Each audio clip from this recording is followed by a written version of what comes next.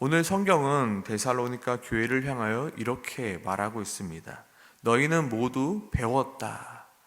어떻게 행동하는 것이 하나님을 기쁘시게 하는 것인지 너희는 이미 모두 배웠다. 그러므로 이제부터 너희는 하나님을 기쁘시게 하기 위한 일을 더욱더 힘쓰라고 말하고 있습니다. 오늘 본문 속 데살로니가 교회는 하나님을 기쁘시게 하는 방법으로 두 가지의 방법을 배웠습니다. 첫 번째는 바로 거룩함이었고요. 그리고 형제 사랑을 배웠습니다. 3절입니다. 하나님의 뜻은 이것이니 너희의 거룩함이라 곧 음란을 버리고. 7절에도 동일하게 말합니다. 하나님이 우리를 부르심은 부정하게 하심이 아니요 거룩하게 하심이니. 우리가 거룩하게 살아가고자 힘써야 하는 이유는 우리가 거룩하게 살아가는 것이 첫 번째 하나님의 뜻이기 때문입니다. 그리고 우리를 거룩함으로 하나님이 부르고 계시기 때문입니다. 즉 하나님이 기뻐하시는 것은 바로 거룩함이다라고 말하고 있습니다. 그러나 거룩하게 살아가는 것은 쉬운 일이 아닙니다. 정확하게 말하면 불편합니다. 왜냐하면 거룩하게 살아간다는 것은 세상의 방법과 세상의 법칙과 세상의 논리 속에서 구별되게 살아가는 것을 말하기 때문입니다. 세상과는 다른 구별된 방법, 세상과는 다른 논리대로 살아가는 것입니다. 그리고 오늘 본문 속 거룩함이란 바로 버리는 것이다, 멀리하는 것이다 라고 설명하고 있습니다. 그리고 여기서 더 한 발짝 나아가 거룩함이란 무엇을 버리는 것이냐, 바로 음란함을 버리는 것이다 라고 말하고 있습니다. 당대의 문화는 음란함이었습니다. 로마에 같은 경우 대부분의 남자들은 결혼 관계 외에도 다른 여성들과 심지어 미소년들과 성관계를 아무렇지도 않게 하는 문화였습니다. 그래서 성경도 오늘 이렇게 말합니다. 너희는 하나님을 모르는 이방인과 같이 세욕을 따르지 말고 이 일의 분수를 넘어 형제를 해하지 말라라고 가르치고 있습니다. 여기서 이 일의 분수를 넘어 형제를 해하지 말라는 것 또한 금지되어 있는 선, 우리가 당연시 넘지 말아야 하는 그 선을 넘지 말라는 것입니다. 즉 혼인 밖에 성관계를 하지 말라고 말하고 있습니다. 왜냐하면 이러한 문화가 너무나도 보편적인 문화가 되어버렸기 때문입니다. 그러나 오늘 우리 이 시대의 문화도 어쩌면 마찬가지의 문화입니다. 한 10년 전쯤인가 어떤 인기 가수가 혼전순결을 지켜야 합니다라는 이야기를 해서 큰 파문이 일어난 적이 있었습니다. 사람들은 모두 그 청년이 혼전순결을 지켜야 된다는 말에 비꼬듯이 이야기했습니다. 왜냐하면 혼전순결을 지키지 않는 것이 너무나도 보편화되고 당연스러운 문화가 되어버렸기 때문입니다.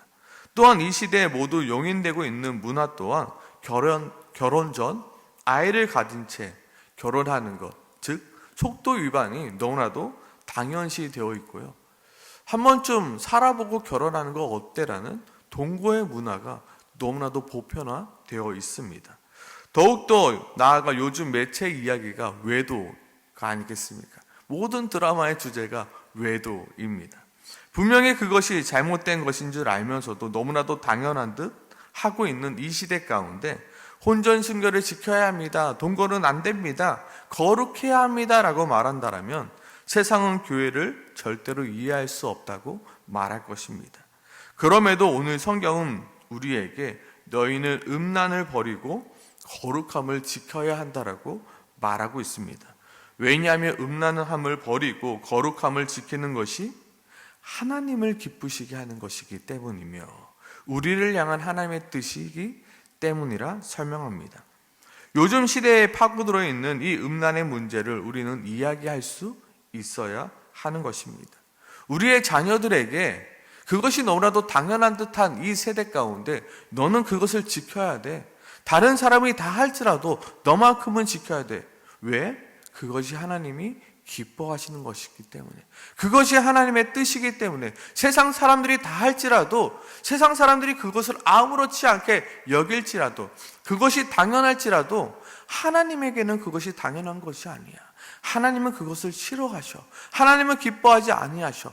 그것을 함으로써 우리의 거룩함을 깨게 될 때 하나님께서 기뻐하지 않는 거야 라고 말할 수 있어야 되며 우리 아이들한테 가르쳐 주어야 합니다. 그리고 여기서 우리가 멀리 해야 되는 것은 음란의 문제뿐만이 아닙니다. 하나님께서는 무엇을 싫어하십니까? 하나님께서는 교만한 것과 거짓된 것을 싫어하십니다. 하나님께서는 형제를 미워하는 마음도 싫어하십니다. 하나님께서는 불의와 탐욕도 싫어하십니다. 하나님께서는 우상 숭배 또한 싫어하십니다. 우리는 우리의 삶 가운데서 하나님께서 싫어하시는 것을 하나씩 하나씩 버려가야 하는 것입니다. 우리가 하나님을 기쁘시게 하는 방법 중 가장 쉬운 방법이 하나님께서 내 삶 가운데 싫어하시는 것을 하나씩 하나씩 버리는 것부터 시작하는 것입니다. 무슨 대단한 결단과 결심을 작정을 하라는 것이 아닙니다.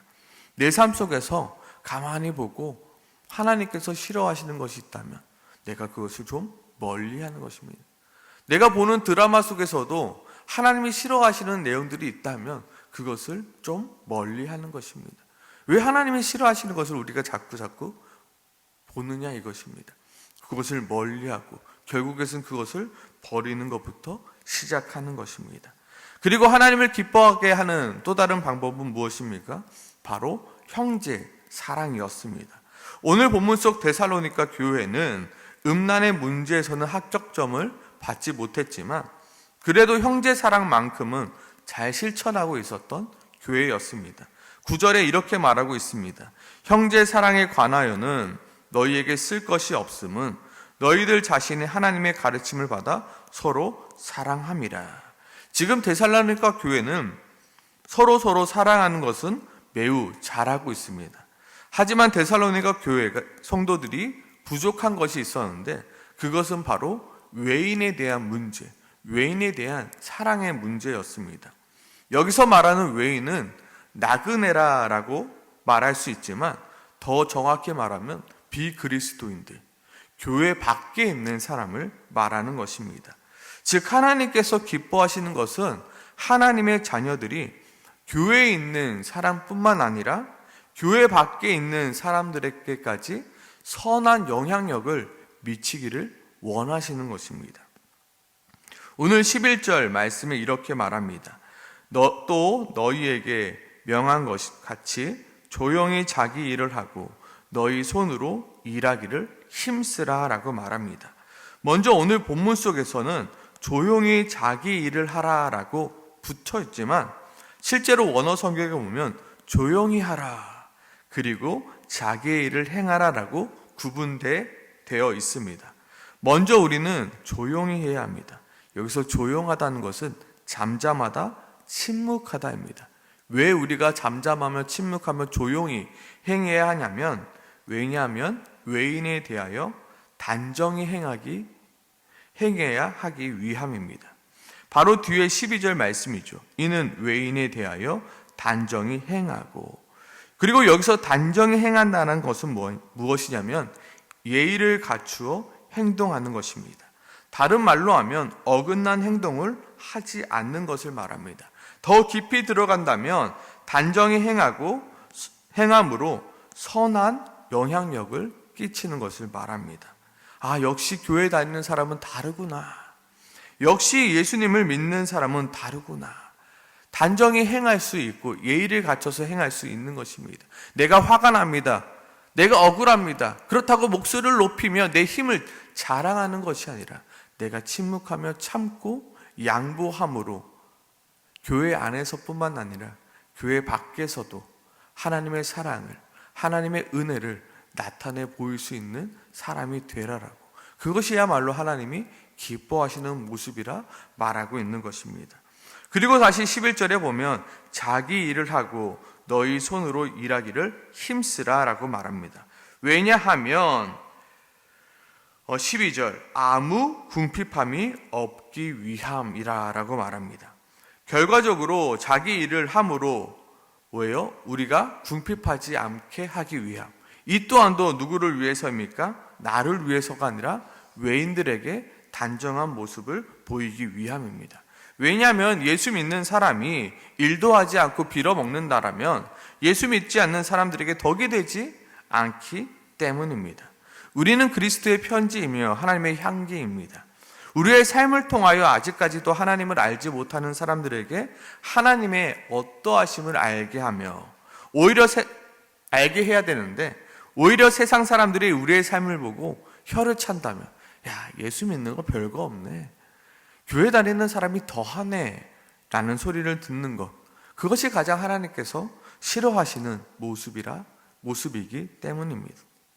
아무리 교회에서 기도를 많이 하고 아무리 성경에 대한 지식이 많더라도 세상 속에서 덕이 되지 못한다면 그것 또한 하나님께서 기뻐하지 않는 모습인 것입니다. 우리가 세상 속에서 무언가 대단한 것을 하지 않아도 됩니다. 그저 우리의 삶 속에서 하나님의 이름을 땅에 떨어뜨리지 않게 하는 것. 나의 삶을 통하여 와, 예수 믿는 사람은 다르네, 교회 다니는 사람은 다르네, 나도 한번 교회를 다녀볼까? 저 가정을 보니까 정말로 예수 믿는 가정은 다른 것 같네, 우리 가정도 예수를 좀 믿어야 되겠네. 이러한 덕을 세울 수 있는 우리가 되어야 한다는 것입니다. 어떤 사람들은 이렇게 말합니다. 어떻게 참고만 있습니까? 어떻게 조용히만 있을 수 있겠습니까? 나는 억울해서 그렇게 못합니다. 나는 성격상 그렇게 할 수가 없습니다라고 말합니다. 그것은 누구 사정입니까? 그것은 내 사정인 것입니다. 우리는 하나님을 알지 못하는 이들을 위하여 우리 스스로 조심하고 우리의 자신의 일을 열심으로 해 나가야 합니다. 누구를 위해서요? 나를 위해서가 아니라 하나님을 알지 못하는 이들을 위해서요. 내가 더욱더 참는 것입니다. 내가 더 열심을 내야 됩니다. 왜요? 궁극적으로 그것이 하나님을 기쁘시게 하는 일이기 때문입니다. 그렇게 내 성격이 어떻든 내 상황이 어떻든 우리는 조용히 침묵하며 배려하며 예의 있게 행동해야 하는 것입니다. 이것은 성격의 문제가 아닙니다. 이것은 문화의 문제도 아니고 시대의 문제도 아닙니다. 이것은 그리스도인이라면 마땅히 해야 하는 일이다라고 오늘 본문은 우리에게 말하고 있습니다. 너희가 마땅히 어떻게 행하며 하나님을 기쁘시게 할지를 이미 배웠다. 그러니 어떻게 하라고요? 곧 너희가 행하는 바라 더욱 많이 힘쓰라. 더욱 많이 노력하라. 더욱더 너희 삶 속에서 하나님이 기뻐하시는 것들을 할 수 있게끔 힘쓰라, 노력하라. 이미 너희는 배웠다. 이미 너희는 알고 있지 않냐? 그러니까 더욱더 힘써 노력하라라고 말씀하고 있습니다. 정말로 내 삶 가운데서 하나님이 기뻐하시는 일들이 자꾸만 생겨날 수 있도록, 정말로 하나님이 내 삶을 보고 미소 지을 수 있는, 야, 그래, 잘하고 있다, 그래, 너 정말로 열심히 하고 있구나라고 대단한 일을 하라는 것이 아닙니다. 내 삶 가운데서 하나님이 기뻐하지 않는 일들을 하나씩 버려가는 것이며 내 삶 속에서 예수 그리스도의 향기를 내는 일, 그 일에 우리가 더욱더 열심을 내길 소망합니다. 오늘 이 시간 기도할 때요, 내 삶 속에서 하나님께서 싫어하시는 것이 무엇일까 한번 생각해보고 회개하길 소망합니다. 그리고 내 삶 속에서 세상 사람들이 보기에 덕이 되지 못하는 말과 행동들, 그리고 습관들이 있다면 주님의 영광을 위하여 과감히 내가 고칠 수 있게 해달라고. 주님, 내가 한평생 이렇게 살아왔는데요, 정말로 주님을 위해서 내가 이거 고치겠습니다. 내가 이거 버리겠습니다. 이제는 내가 좀 바뀌어 보겠습니다라고 기도하며 나아가길 소망합니다. 함께 기도하겠습니다.